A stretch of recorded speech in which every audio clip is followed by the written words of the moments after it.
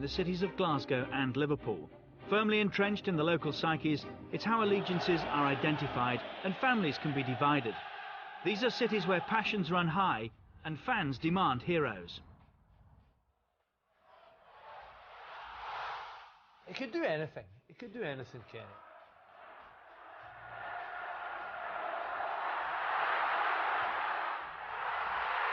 If you pick the world 11, you know, Kenny Dalglish would definitely be in it. He's just a genius. The king, Kenny Dalglish, the best player to ever wear the red shirt. Kenneth Mathieson Dalglish is one of those heroes, a footballer known to many simply as the King.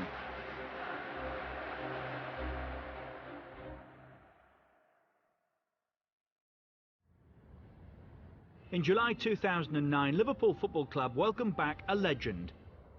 Overseeing the club's academy and taking on an ambassadorial role at the request of manager Rafael Benitez, Kenny Dalglish was back at the club he served for 14 years. I'm delighted to come back. Rafa was wanting to make changes. He wanted me to come back and help with the academy, with the redevelopment of the academy, and also thought it would be of help to the club in some other aspects as well. His return has ensured that the name Dalglish will forever be linked with Liverpool. The fact remains, though, it already was, and always would be.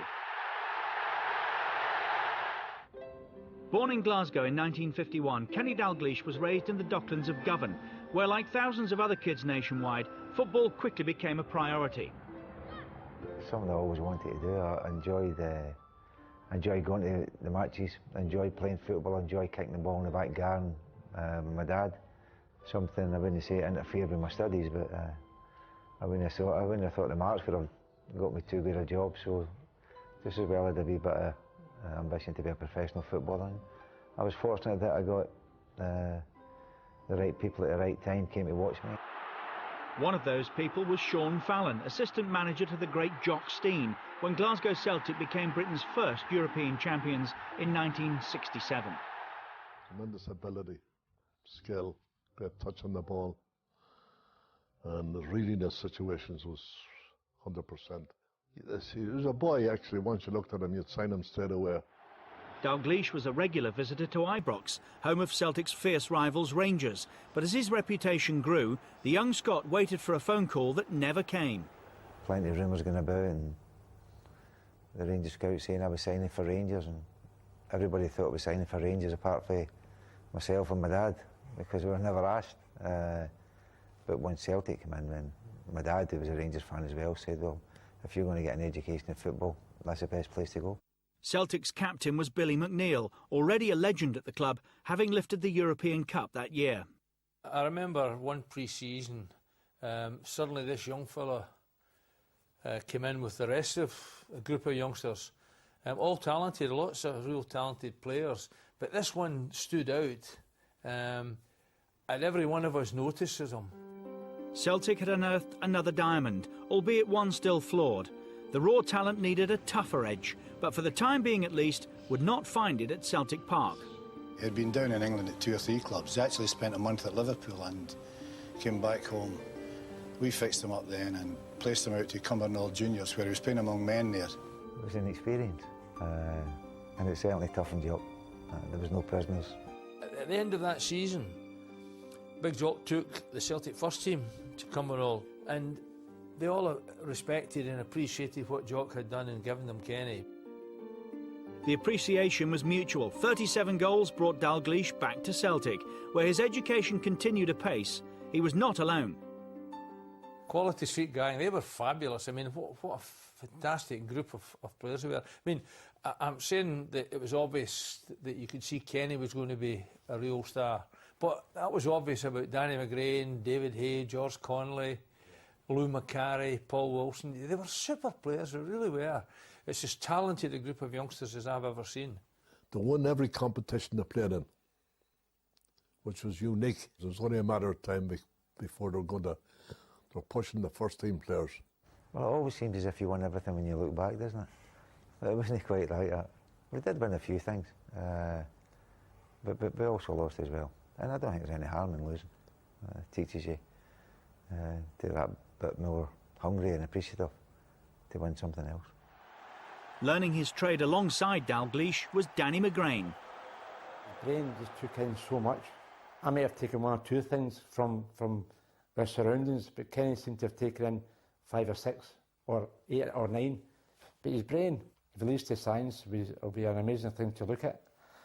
I think the first time I ever played for the first team was the second leg of a League Cup tie. They played, I think it was Hamilton Accies at Celtic Park, and beat them 10-0 in the first leg or something. And we went back to play them in the second leg, and they were 4-0 up in the second half, and they put me on. He wasn't taking a chance, was he? 14-0 up in aggregate, and sure, we can risk it.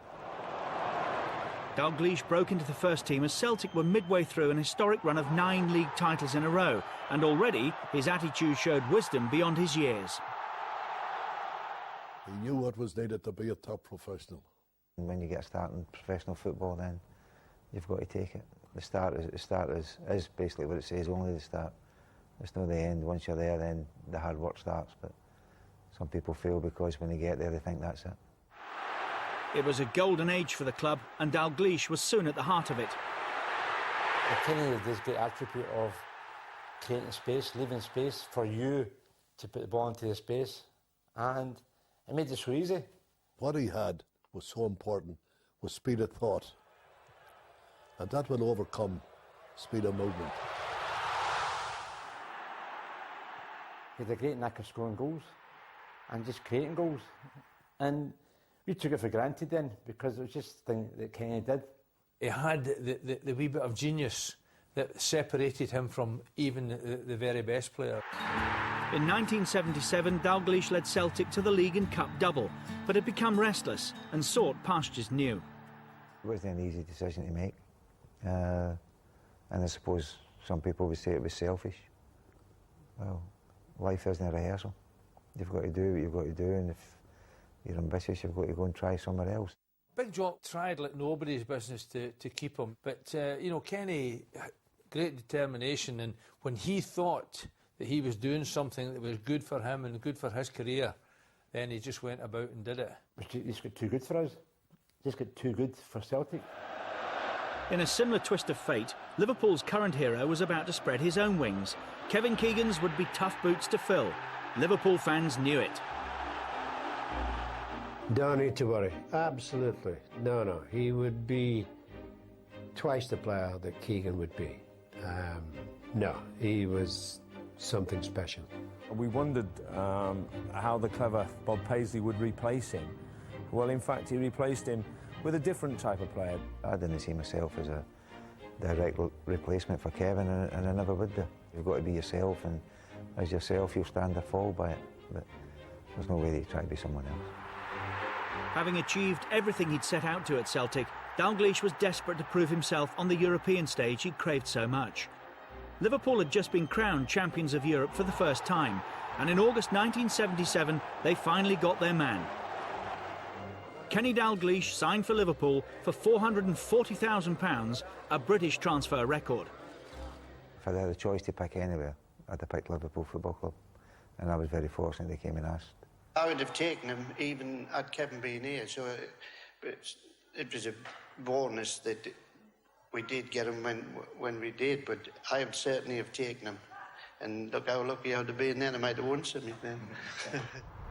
Anfield and Dalglish were a perfect match. Liverpool's success matched the height of his own ambition, and he found himself among kindred spirits. The first day we came training, the lads were as hungry for success that year as what they must have been the previous year, when they'd also won the league championship and lost in the cup final to United. So I thought, oh, this will do me if I still get the hunger for it. Wearing Keegan's iconic number 7 shirt, he made his debut in the Charity Shield. 9 months later, he was back at Wembley. Part of my dream was always to win a European trophy. Against Bruges, Liverpool set out to defend their European crown. Dalglish's contribution was decisive. Graham just pushed it through into space. The keeper came running out in a narrow angle, but I just waited for him to go down and then lift it over the top him. And if it hadn't been in target, Davy Fairclough, I think, would have tapped it in anyway, so irrespective of who scored. It was just getting your hands in that winner's medal. That was the most important thing to myself.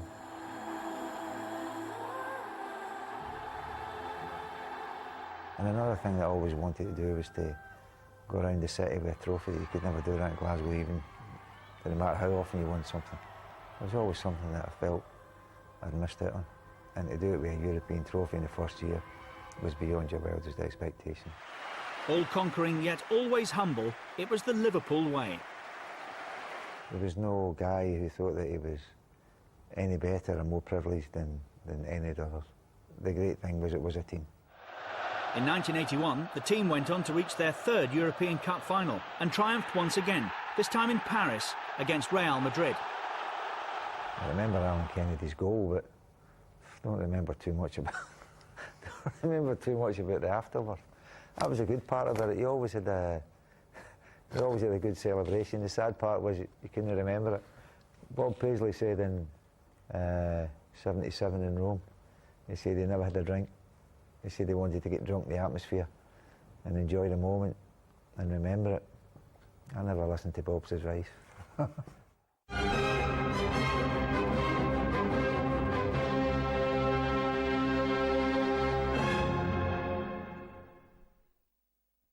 Dalglish was in his prime and Scotland needed him. 1982 was World Cup year.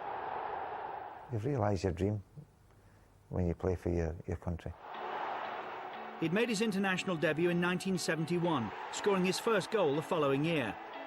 Scotland did reach the 1974 World Cup finals in Germany, though failed to progress beyond the group stages. It would become a recurrent theme, and it was perhaps this lack of progress which kept superstardom at bay. Gordon McQueen was an international teammate of Kenny's. I sometimes don't think he got the recognition, certainly worldwide, that he deserved. Whether it was because he played with Scotland, who weren't high profile. Remember, in those days that the English League wasn't as high profile abroad as it is nowadays, or he'd have been a worldwide name. Scotland qualified for the 1978 finals with Dalglish on target at Anfield against Wales. In the tournament itself, he went on to score in a famous win over the Netherlands. But the Scots would once again go no further than the group stages. And 4 years later, the mighty Brazil halted their progress once again. We did fantastic to qualify, and it always just seemed to be just one step too far. I suppose that's just the way Scottish football is. Dalglish's international career was far from over, and he was chasing a record. 2 sublime strikes against Belgium edged him forever closer, and fittingly, at Hampden Park, they finally witnessed him equal the national scoring record of Denis Law. To share a record with Denis Law is fantastic for me because he was my hero as a young boy, so to share anything with Denis, even if it was a cup of tea, would be fantastic. He could go games and not score and still be the best player on the field. Dalglish is also, by some distance, Scotland's most capped player. To do it 102 times was beyond your wildest dreams, but the last one never took, it didn't mean any less to me than what the first one did. At Liverpool, the goals continued to flow and the plaudits poured in. 1979 saw the Scot win his first Player of the Year award.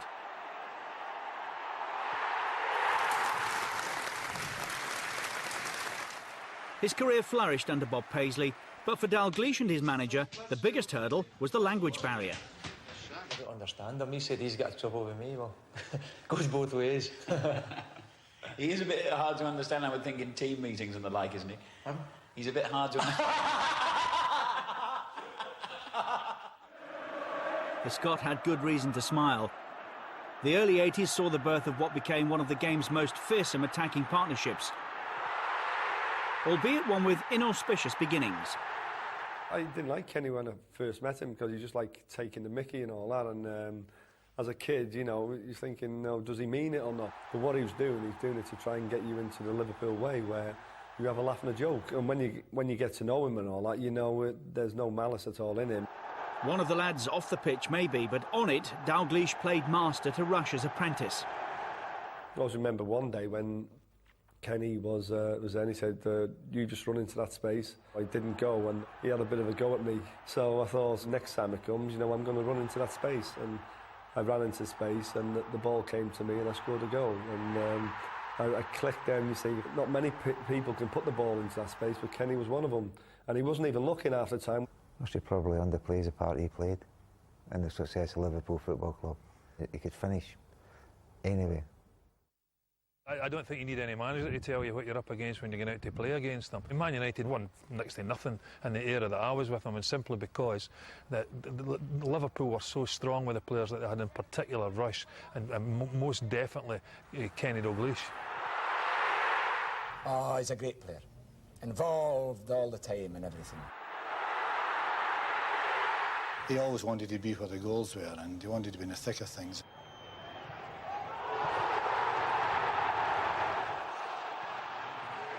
There were so many goals I would see when he'd get it either on his right foot or his left foot and just bend them in the top corner with just so much ease. And his partnership with Ian Rush growing up, we just thought, wow, they were just amazing. There's a lot of times when he could have had a shot at goal and he's just side-footed it for me to tap in. Kenny always put the team before any individual.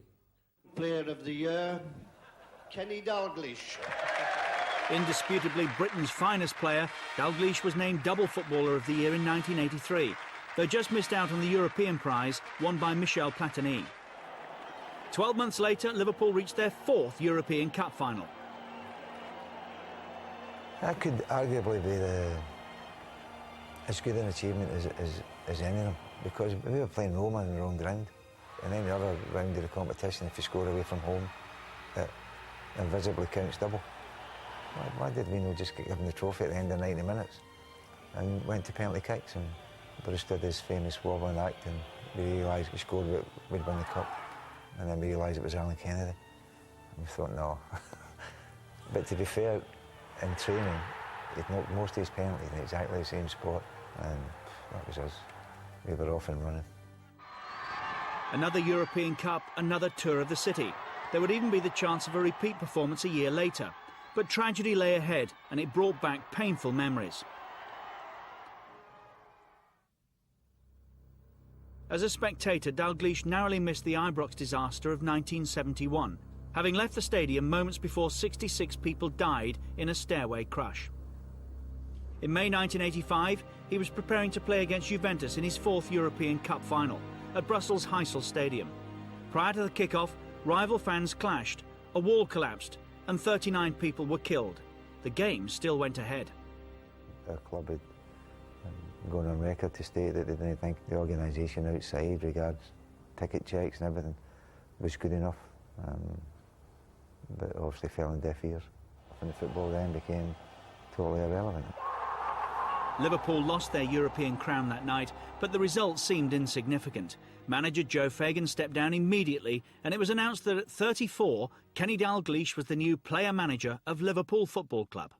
It was a great compliment to be asked to become manager, and if they had the belief in myself, then it was only right that I should try and support that belief. He took to it like a duck to water, really. I think he was. He had to sort of change, be more distance himself from the players, but at the same time he'd still be mates with players. From the darkness of Heysel, Liverpool emerged with the gleam of silverware. Dalglish himself scored the goal which clinched the 1986 league title.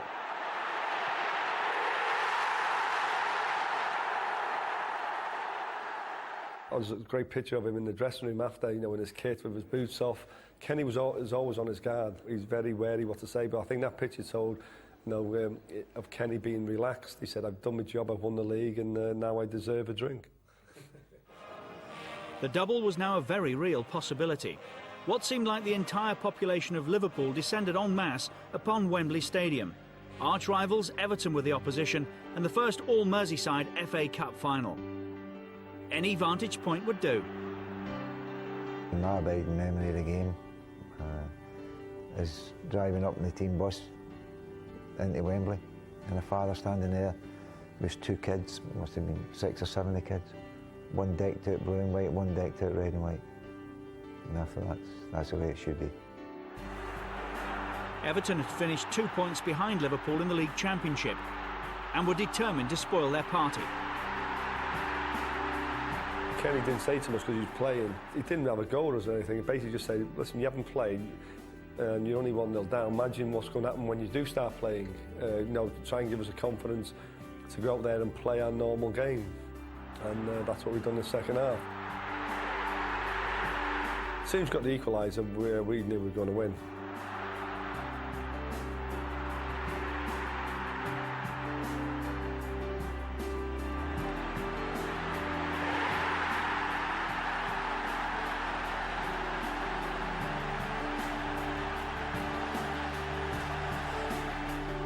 Liverpool became only the third club in history to achieve the league and cup double. Kenny Dalglish remains the only player-manager to have achieved the same feat. Once again, it was time to celebrate. I don't know what they deserve, but they've definitely got that anyway. Who's putting that? Sam, it's the first time we've ever seen you embarrassed.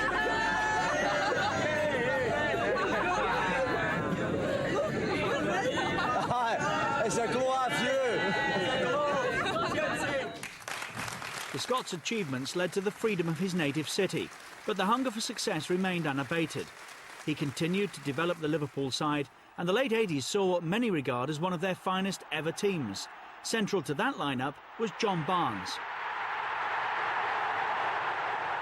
He's probably the most intelligent British footballer ever, you know, because Kenny didn't have a lot of pace, not particularly skillful, but he was so intelligent that he could look quick. He thought two steps ahead of everybody else. The 1988 league title was comfortably secured, and a second Manager of the Year award was added to his collection. But for Dalglish and Liverpool, their darkest hour was still to come. The Hillsborough disaster of 1989 claimed the lives of 96 Liverpool fans. In the weeks that followed, football was forgotten. Liverpool Football Club was represented at each and every funeral, and Dalglish was playing a major role. The way he handled everything at Hillsborough was incredible. He went to every funeral. Kenny Dalglish couldn't do anything more for the people of Liverpool supporters. Every single person that's got any interest in football was affected by Hillsborough, but not as badly as the families themselves. They're the ones that were most important at that time, and to this day still are the most important.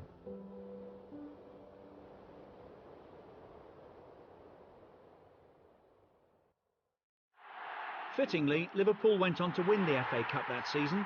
Dalglish led his team to glory from the sidelines, and in May 1990, his last ever playing appearance saw Liverpool presented with yet another league title.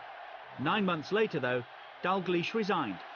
I knew come February that I needed to get a rest, and it wasn't in the club's interest for me to still be there, because if you're in charge and you can't make a decision, then the football club deserves better than that. His legacy remained, though, and the next generation of Liverpool players found inspiration lay at the feet of the king. When you're 15, you go and see, you know, arguably one of the greatest managers and one of the greatest players of all time, and he says, "How are you?" Takes the time out to speak to you and your dad, and really show that, you know, he wants you to come and play for him. But at 15, you know, that really sold it for me. And even the day he left, which was something I'll never ever forget, he had probably the most difficult, traumatic day of his life when he left Liverpool, because he was the king at Liverpool. He still had the time to ring me that afternoon and just say, "Listen, don't worry about anything. You're going to be fine at Liverpool. They've got high hopes for you." And I think that was a mark of the man. 8 months later, Dalglish was appointed manager of Blackburn Rovers, whom he led to the Premier League title at Anfield in 1995. He also had spells managing Newcastle United and his former club Celtic. It's his talent on the pitch, though, alongside his achievements, which live long in the memory. More than 300 goals in over 800 senior appearances.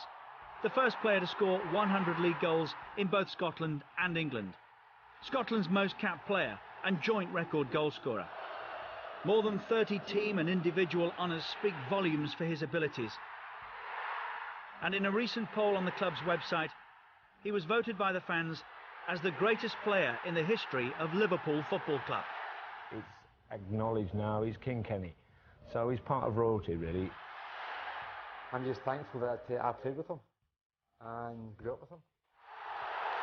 I played with some great players at Celtic, but Kenny assuredly is right at the top of that pile. One of the greatest Scottish world football players.